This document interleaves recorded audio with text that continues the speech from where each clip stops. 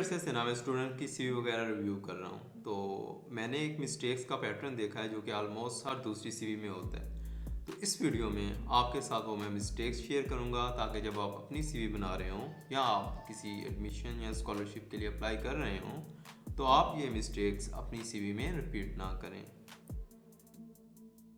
CV के top पे ना मोस्टली लोगों ने आइदर सीवी या करिकुलम विटाए लिखा होता है, तो ये अप्रोच ओल्ड अप्रोच है कि अभी रिसेंटली अगर आप देखें तो सीवीज़ में ये चीज़ यूज़ नहीं होती। अगर आप इस चीज़ को अवॉइड कर सकते हैं तो ये बेटर होगा, क्योंकि सीवी तो ऑलरेडी सीवी है, जो रिसीव कर रहा है वो तो देख के ही पता चल रहा है ना ये कि ये सीवी है, तो उसके टॉप पे सीवी या करिकुलम विटाए मेंशन करने की ज़रूरत नहीं है। स्कॉलरशिप्स ग्रुप में या स्टूडेंट्स जब मुझे वो पर्सनली अप्रोच कर रहे होते हैं तो उनका ये होता है कौन सा ऐसा सैम्पल या टेम्पलेट है जो मैं फॉलो करूँगा तो मेरे चांसेस इंक्रीज़ हो जाएंगे। तो सच है, तो इस तरह का कोई टेम्पलेट नहीं है। अगर यूनिवर्सिटी आपसे कोई स्पेसिफिक पैटर्न या टेम्पलेट नहीं मांग रही तो आप फ्री हैं, आप कोई भी टेम्पलेट यूज़ कर सकते हैं। जस्ट MS वर्ड यूज़ करें या किसी भी दूसरे प्लेटफॉर्म में जिस तरह लेटिक्स है, ओवरलीप है, वहाँ जाके आप अपनी सीवी बनाएं तो वो आप सीवी यूज़ कर लें।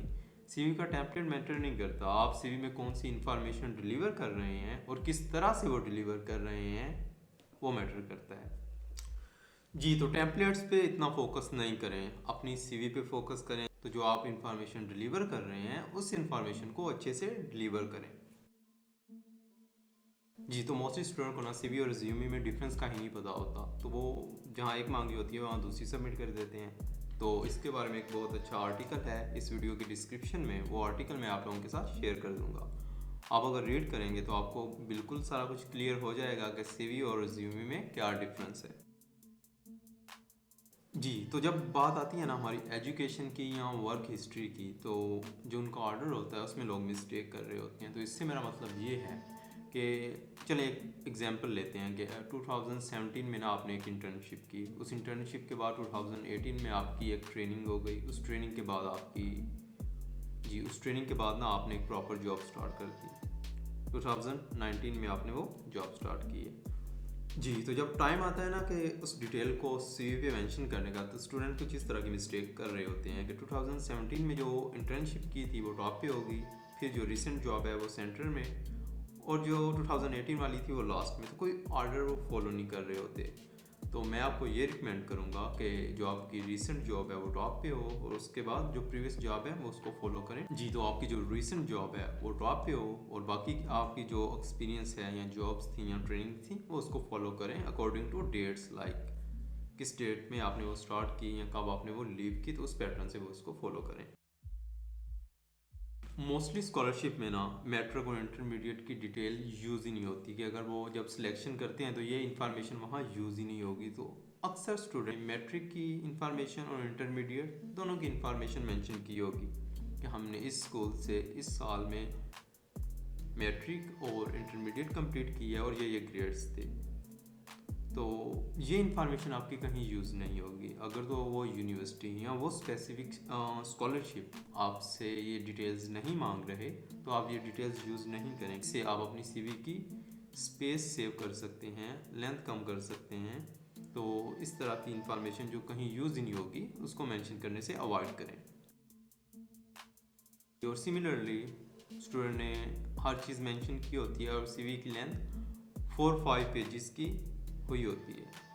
तो मैं आपको यही रिकमेंड करूँगा कि सिर्फ स्पेसिफिक इंफॉर्मेशन इंक्लूड करें, वही इंफॉर्मेशन इंक्लूड करें जो कि आपको लगता है कि जिसकी बेस पे एडमिशन कमेटी डिसीजन लेगी, या जो इंफॉर्मेशन असेसमेंट के दौरान यूज़ होगी। तो जो इररेलेवेंट इंफॉर्मेशन है उसको आप अवॉइड करें, और इससे आप अपनी सीवी की जो लेंथ है वो कम कर सकते हैं।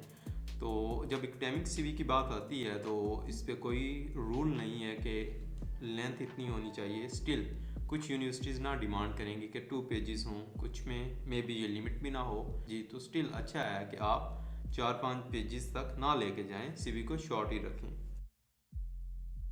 जी, तो स्टूडेंट्स वर्क एक्सपीरियंस के सेक्शन में अपने आप को सेल कर सकते हैं, वहाँ वो काफ़ी कुछ इन्फॉर्मेशन ना डिलीवर कर सकते हैं, पर मोस्टली मैंने ऑब्ज़र्व किया है कि वो इन्फॉर्मेशन मिसिंग होती है।